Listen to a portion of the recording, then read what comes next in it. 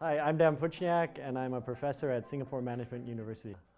So it's a bit of a false paradigm to say stakeholderism and shareholderism. Every company has shareholders, and every company has stakeholders.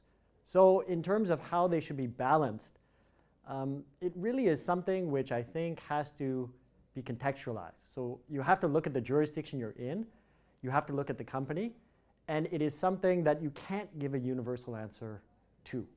To say how a capitalist system can achieve societal goals presupposes that you sort of have a common type of capitalist system. But as we all know, there are varieties of capitalism. And so you take China for an example, state capitalism. You take Singapore, also the government's a shareholder, but it's not the same type of quote-unquote state capitalism as China. So I think that capitalism, before you can answer how it can achieve societal goals, you have to drill down and you have to figure out what type of capitalism are you dealing with. After that exercise, and then again contextualizing what type of capitalism you're looking at, you can come up with a jurisdiction-specific solution to how to achieve those societal goals. Also, what you call societal goals is a very loaded term. What is a societal goal? A societal goal in the UK will be different from Germany, will be different from France, will be different from Japan, will be different from China. And so this is something that needs to be thought of on a jurisdiction-specific basis. It's a false construct to say that government does not equate to capitalism. There's a government in every country. And so the question is not whether you have a quote-unquote pure form of capitalism. It's again figuring out these varieties of capitalism, right? The different types of capitalism. Every single country that has a successful economy today is a quote-unquote capitalist country. And it's again a very false divide, and maybe this comes up with the US-China tensions, to sort of paint a country like China as saying it's not capitalist. I would challenge anyone to go to a market in China and to claim that this isn't a capitalist place.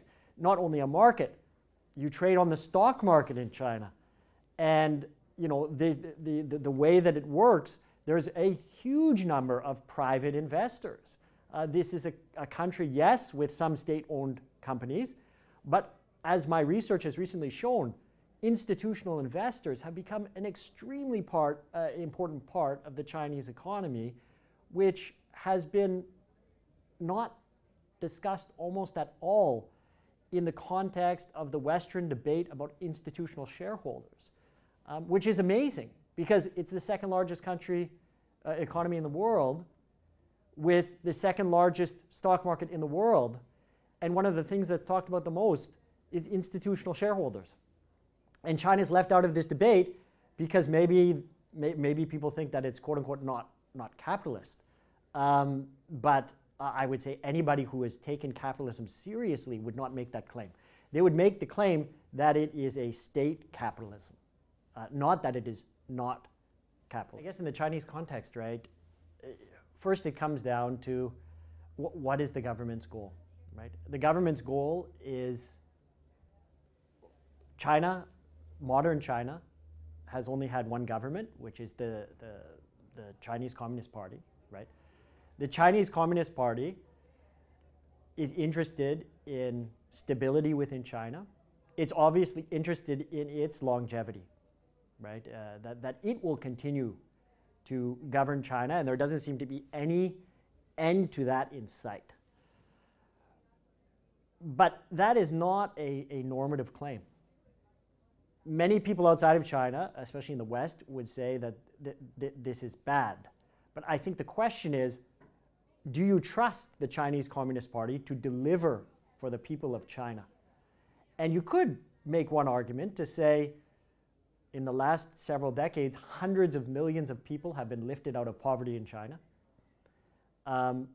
China has grown from a relatively insignificant economy to, on some measures, the largest economy in the world, and within 5 to 10 years, on all measures, the largest economy in the world.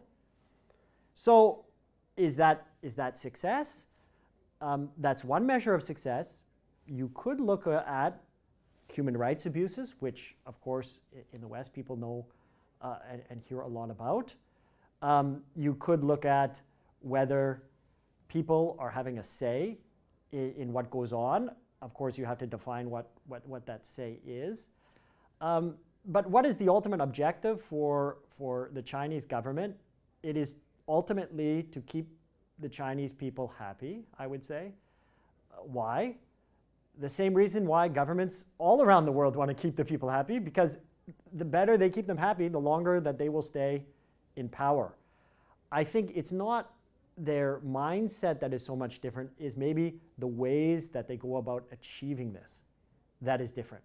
And then you have a trade-off, which is quite different from other places in the world, but not as different, I think, as people would tend to think if you compare it, say, China to the United States. If you compare China to Singapore, Singapore and China are very different places.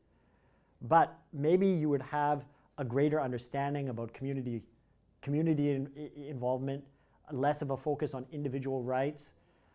Maybe some of these are accepted at the grassroots. Maybe they are not. That's a very difficult question to answer. So my only plea, if I'm making one point, is that this is all contextual.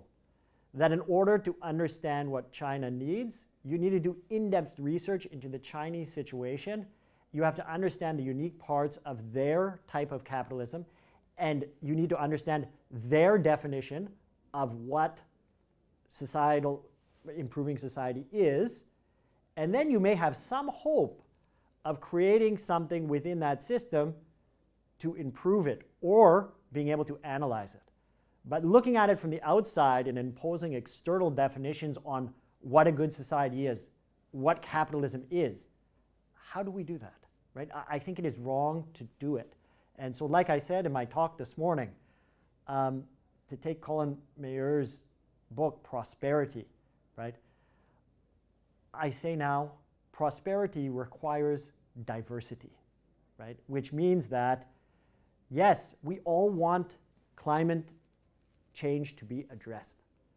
But in my view, you're not going to get there with imposing an Anglo-American paradigm or view or solution on places that are very, very different. And so in order to get to prosperity, we need diversity. And diversity means that we allow for different corporate governance structures, different solutions in terms of stewardship, different approaches to stewardship to take hold. And I think that that is a lot more productive than exporting one model that is misfitted into many jurisdictions. So there has been a huge adaptation. And the biggest adaptation, if I can steal Paul Davies' wonderful title from his chapter in the Global Shareholder Stewardship book, is from saving the company to saving the planet.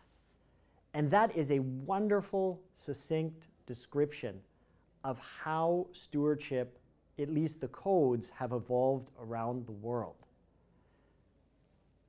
In my view, though, that evolution has not been enough. And the reason it hasn't been enough is that, yes, you can change the objective of stewardship from saving the company to saving the planet. But the whole idea in the UK was that institutional investors are going to be the ones who are going to be driving this change. You get out of the US and the UK, and you look at what percentage of the market is owned by institutional investors. In Singapore, the answer is 6%. So if you're expecting 6% of the shareholders to save the planet, good luck, right? You have to really figure out, where does the power lie? So again, to take Singapore as an example, in the largest companies, the largest block shareholder is the government. The other companies, it's families that have the controlling stake. So wouldn't the better solution for stewardship be to focus on the 50% shareholder rather than trying to gather up the 6%? Now, the 6% can make noise, but can they steward?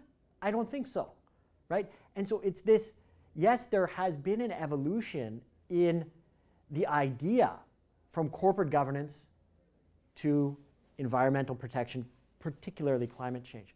But there hasn't been an evolution in how we get there.